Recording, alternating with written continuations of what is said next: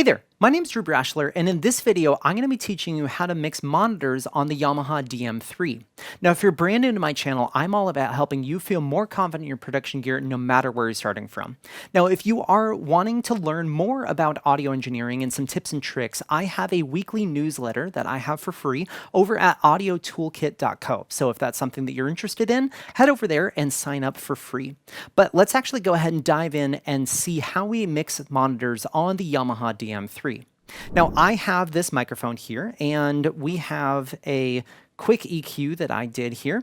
And so we can see that I have this microphone, and I have this, and it's going into my main left right. Now, what if my musician up on stage wants to hear this? Well, I would need to have a floor wedge or an in-ear monitor, and we would need to plug that into an output on the DM3. So I have an XLR plugged into Omni 1, which is our first XLR out. And in my patch, I have my Omni out from Mix 1. So we can see that right here. And if I need to change that, so for instance, if this was set on something else, then we would just go and find our Omni 1, and we would go and select Mix 1. Once we've done that, the next thing that we want to do is, once we have that patched, is we want to go into our settings and go to our bus setup and see and verify what kind of setup we have. Now, if you are mixing into a set of stereo in-ears, you would need to plug in a left and a right. So we would utilize 1 and 2, and we would need to take Mix 1 and 2 and set this to stereo.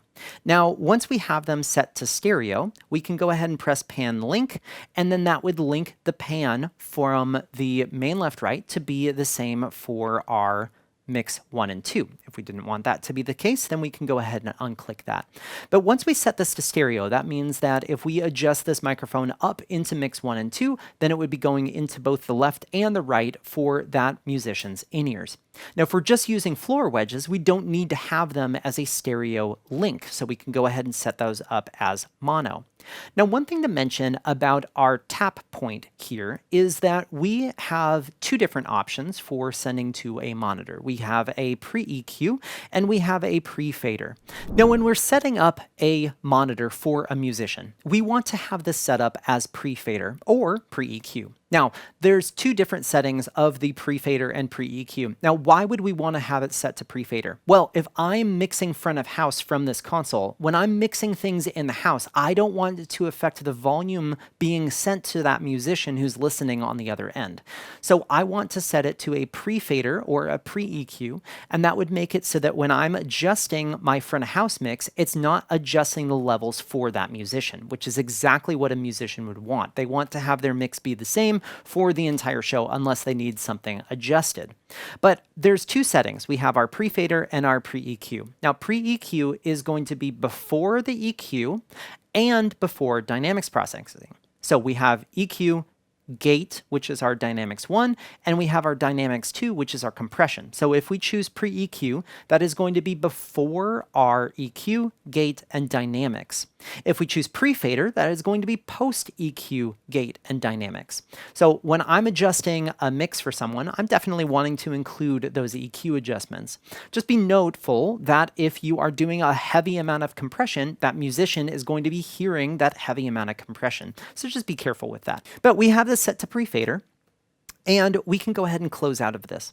Now, from the channel screen, if I scroll all the way down right here, I can go and adjust the amount that this channel is being sent to my Mix 1. And I can go ahead and start talking in this, check 1, 2, and we can start adjusting this up into our Mix 1. Check 1, 2, check, check, check, check, check, check. And now we can hear this in our ears of this microphone. Now, the other way of doing this is using this section right here on the right-hand side of our screen. If I go and check Mix 1, press it right here, it's going to flip my board to be on a sends on fader mode, meaning that I have Mix 1 selected, and all of my adjustments that I make now on my faders is what's going into my Mix 1. Now, if I select this one more time, it'll cue it up and pull it up into my headphones. So not only could I listen and see what's going into it, but then I can adjust things up and hear it at the same time that I'm adjusting. And if I want to cut out of that cue mode, I would just press mix 1 again. So in this case, I have my microphone here, and so check, check, check, check, check, check, and now we can hear this, and I can move on to the next microphone that I need to put into this floor wedge for this musician. Now, if this is a stereo link, it's the same thing. So let's go ahead and change that mode real quick. I will exit out of this, go into my adjustments here, go to my bus setup, change this to stereo. And then we can go back to my home, press mix 1 or mix 2. And when I adjust this up, it's going to adjust it in both mix 1 and mix 2 because it is a stereo link. But because I only have a floor wedge, I'm not actually going to set that up in stereo. I'm going to have it in a mono mode. So I'll go ahead and turn down mix 2, and we have this microphone here. So check, check, check. Now, one thing that musicians sometimes will ask for is reverb in their floor monitor or their in-ears. Now, if they are on in-ears, I do suggest, if you have enough channels, to set up room mics so that they can hear the room and the natural sounds that the room has. But if they do want to have reverb in their monitor, there's a couple of things that we need to do. First, we need to send our microphone to that reverb. So we have our channel 1 here, and so I'm going to go ahead and set this up to send to my reverb. So I'm going to go ahead and select effects 1, and I'm going to turn that up. And then we can see that if I go into my reverb, we can see that I have some reverb on the out. Now, once we have that, this is a post-fader send. So that means that the mix that you have in your front of house is the mix that's being sent to the reverb. So just note that if you have their microphone turned down, reverb won't be sending to their mix because this is a post-fader send.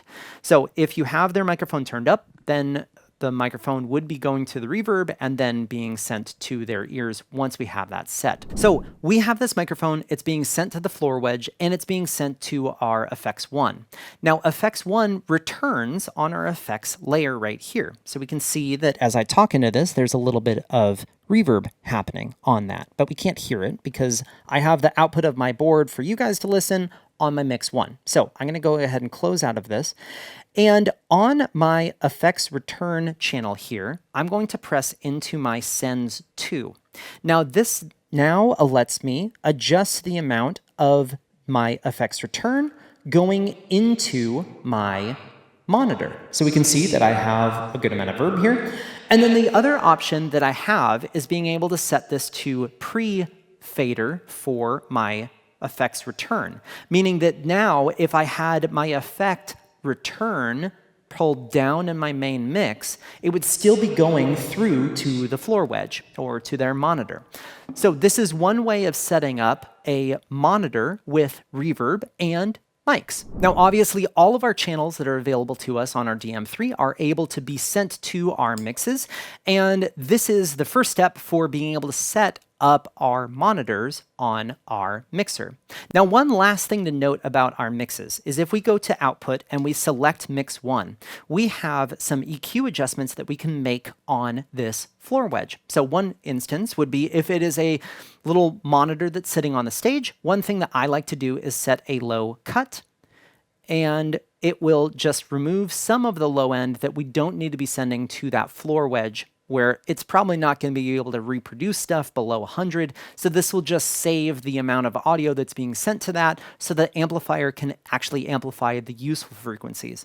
The other thing that we have is a 31 band graphic EQ, and we can make up to 15 band adjustments in our graphic EQ on this mix. So if this is a floor wedge, we can go ahead and ring out some of the hot frequencies in that floor wedge via this graphic EQ. Now, it is a 31 band EQ broken up into 1/3 octave increments, and we can make 15 band adjustments on this GEQ. Now, this is also on top of the 4 bands of EQ that we have for this mix.